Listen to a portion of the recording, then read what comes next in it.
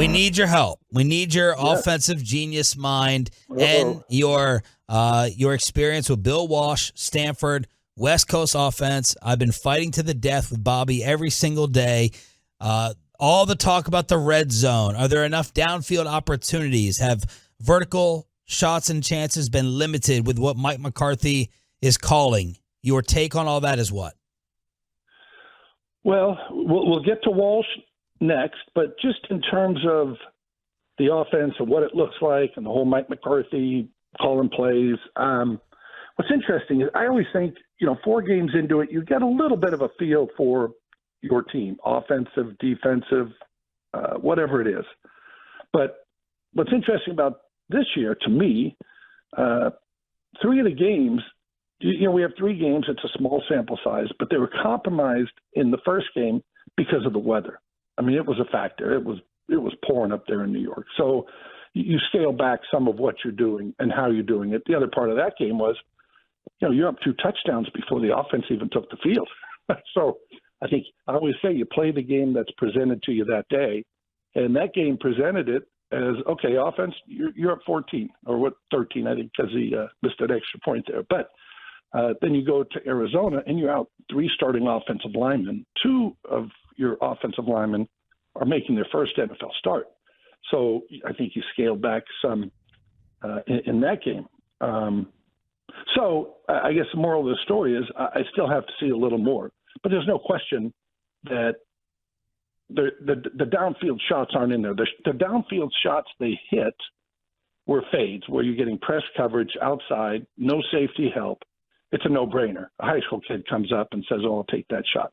But in terms of reading things, like one of the things I think that was a staple of Kellen Moore's offense was that deep over, right? We saw it a lot in Kellen's offense. You saw it, 2, 3, 4 times a game, and we haven't seen that here. So to run the deep over, you got to hold the ball a little bit to let that guy go from one side of the field to the other and hit him 20 yards on the numbers on the other side. So, no question that this offense has not been that.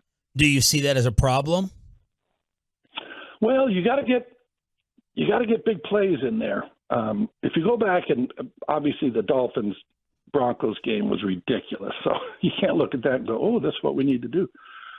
About 6 or 7 of their drives were 2 or 3 play drives, right?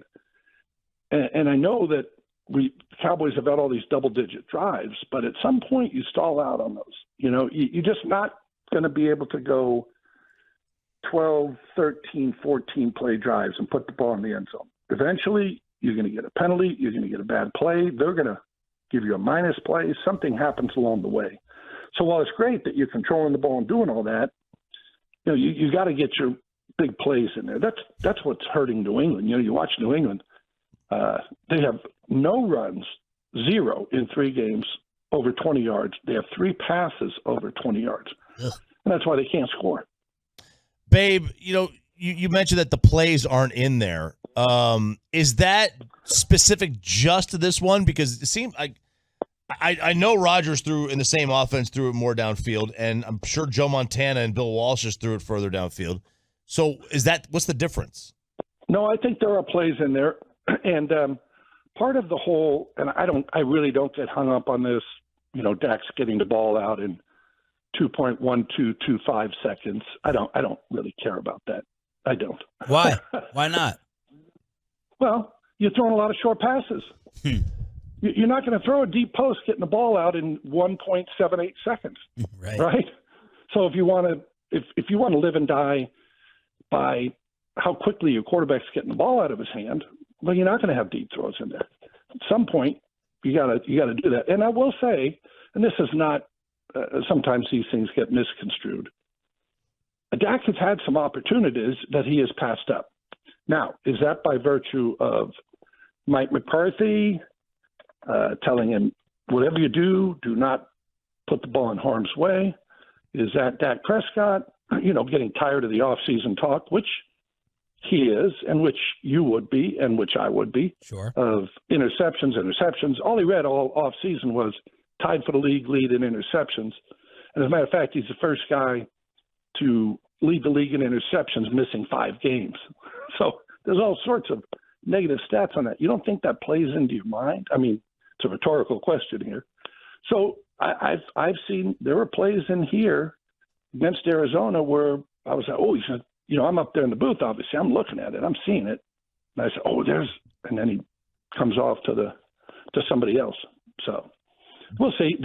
I think there will be a balancing out. On the flip side, he's thrown one interception in 3 games, right? So the whole thing this year was, run the ball, play to your defense. So that I think that some of that mindset factors in for sure. Babe, when you hear him talk about the offense, even I thought it sounded like a little bit after the Jets game. When he talks about the offense, does he sound like a guy who feels like he could be doing more than he's being asked to do? You know what's funny? And again, this is not a dig on Dak. How about that? Put that on a bumper sticker. Dak is always going to say the right things. Yeah. Right? He's always going to say the right thing. So I kind of don't listen to what he says. No, I mean, we know that. Hey, Troy Aikman was the same way. Garrett, same way. Colorful guy. Garrett, I'll never forget. I went down. I was doing covering the Miami Dolphins, and Jimmy Johnson were playing Barry Switzer and the Cowboys, like a year after Jimmy had left here. They send me down. TV station sends me to Miami. Now they won't even send you to Arlington. but I'm down there in the locker room, and I swear to you, if you Dan Marino was playing. If you closed your eyes, you heard Troy Aikman because he was saying nothing. I mean, Marino. He was just giving you the stuff that he'd been saying for 15 years. Right. And I think Dak's at that point where he knows he's not going to stir it up. How many times have we ever heard Dak do any press conference? Yeah.